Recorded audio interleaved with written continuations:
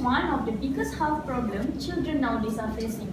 In Malaysia, available data have clearly indicated that obesity problem has reached alarming proportion. Almost half of all adult nations are overweight or obese. Almost a third of primary school children are overweight or obese, and almost 15% of preschool children are overweight. We have assembled here with our panelists to share information and experience on childhood obesity.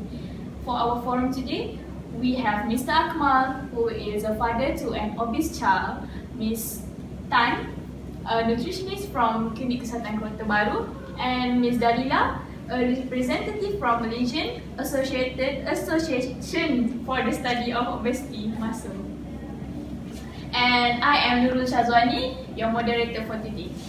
Mr. Akmal, as a father who had encountered child with obese problem, can you share to us your experience in handling your child's behavior? Thank you, Ms. Shazwani.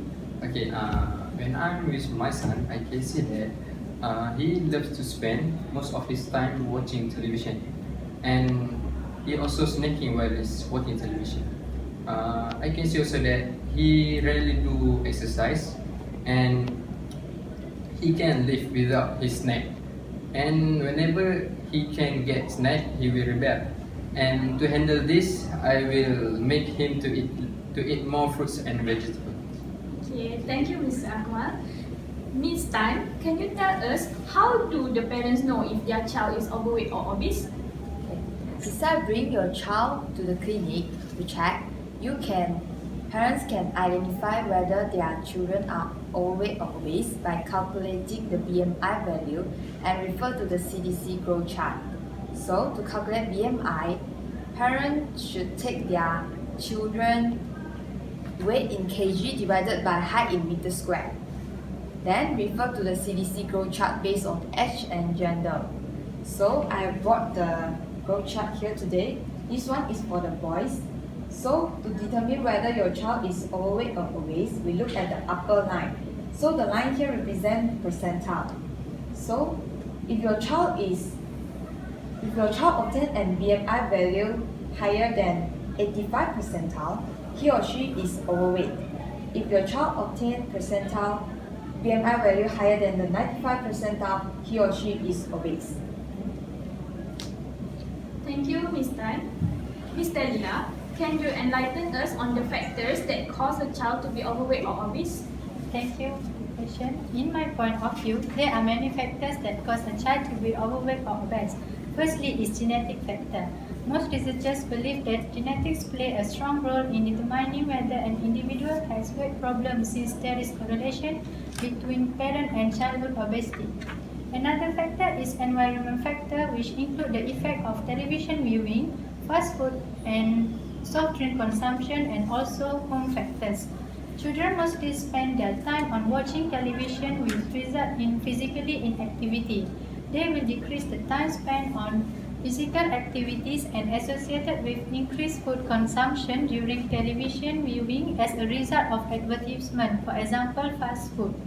Fast food typically includes all the things that nutritionists warn against, such as trans and saturated fat, high glycemic index, high energy density, and large portion size. An increase in dietary intake combined with decrease of energy expenditure will contribute to weight gain. Thank you, Ms. Dalila. Mr. Akmal, what are the signs and symptoms that you notice on your child? Okay, the first thing that I observe is his weight does not match with his age, and for example, he's just 7 years old, but his weight is already 45 kilo, and for me this is not quite normal for a boy like at his age. And then he also has shortness of breath whenever he doing any physical activity, and this will make him get easily to get tired, and he also will lose his interest in doing physical activity. And also his clothes does not fit around his waist, and he had to wear adult sizes clothing, and he also has some restless sleep and snoring as well. I see. Thank you, Mr. Akmal. Ms. Tan, as a nutritionist, what are the ways to handle obesity in children? Right. So the most important aspect is to reduce their energy intake by modifying their dietary intake and increase their energy expenditure by increase their physical activities. So children are obese or overweight because they consume too much calorie and spend less energy. So children should reduce their consumption in food high in fat, and parents should put healthy food and drinks so that they are easy to see, and keep away the food that are high in calorie so that they will not consume it. Children should also replace calorie-dense food with healthier options. For example, eat more vegetable and fruits in their diet. Drink low-fat milk instead of soft drink or drink with added sugar. Avoid eating large portions of food for your children, and then increase physical activities. Children need around at least 60 minutes of physical activities daily. I see. Okay. So, Ms. Dalila, Yeah. on behalf of non-government organisation that is involving people who are facing this problem, what's your view on this issue? And can you tell us the role of Malaysian Association for the Study of Obesity, which is called MASO, in handling the epidemic of childhood obesity in Malaysia? Okay. In my opinion, childhood obesity is an epidemic problem that happens throughout the country. This problem can lead to another health problem, for example, hypertension, cardiovascular disease, diabetes, and also coronary heart disease later in life. So, in order to reduce these problems, many parties should be cooperate, especially parents themselves, in order to educating their children in healthy eating habits. Malaysian Association of the Study of Obesity, or MASO, is an organization that strives to enhance the understanding of obesity, including causes, manifestation and prevention, and also management principles through various local and international collaborative studies. There are many activities that have been held in order to reduce the obesity among Malaysians. One of the activities is MASO Camp. This camp is a weight management camp for individuals of BMI 27 and above. The objective of this camp is to create awareness on healthy eating habits, importance of physical activities, and behavior modification. Thank you, Ms. Dalila. Okay, I think it's time for a Q&A session with the audience. For the audience at home, you can call us at the number shown on the screen. So, in the meantime, the panelists here are happy to answer the questions from our audience in the studio. Any questions? Okay, Miss. Hi, Mr. Akmal. May I know how do you manage your child's diet while maintaining his body weight? Thank you, Miss. Okay, as we all know that family plays an important role in monitoring our child's diet. So what I have done is first I get rid of all the unhealthy snacks, and then I encourage my children to eat more fruits and vegetables. And I also include low fat and or non-fat meat in his daily meal, and also choose lean meat, poultry, fish, lentils, and beans as a source of protein for him.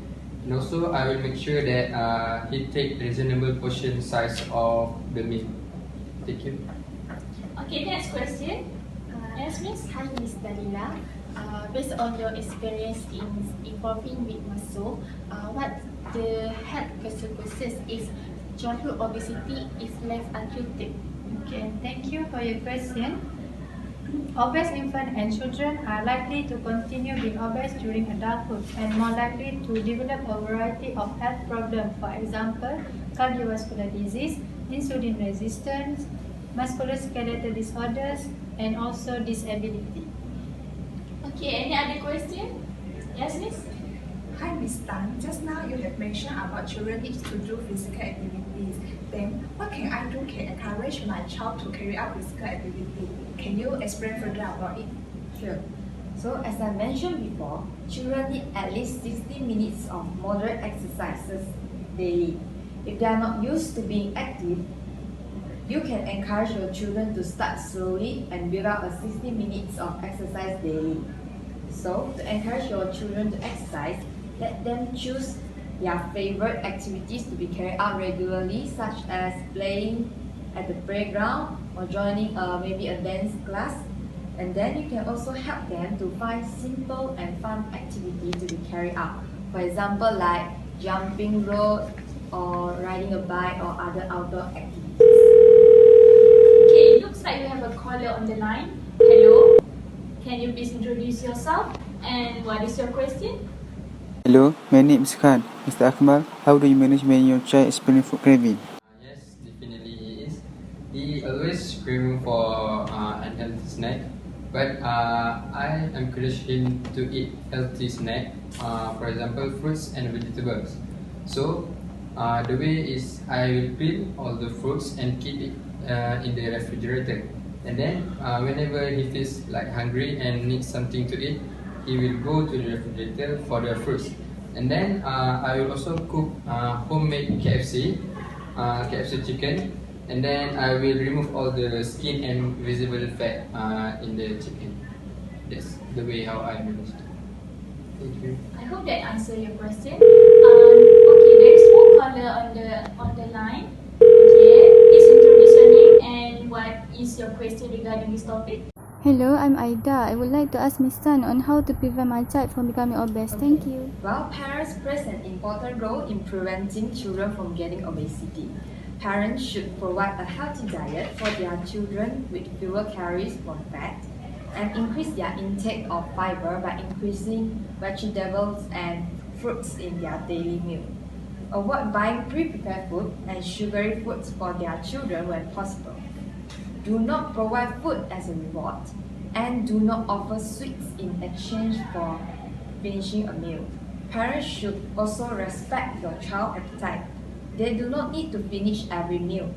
Besides taking care of their dietary intake, parents should encourage their children to play actively and limit their time on watching television and playing video games. Parents can establish regular family activities such as walking, jogging, cycling, playing sport games such as football or other outdoor activities. I would also like to advise parents to act as a role model in helping your child to do physical activity and healthy eating habits.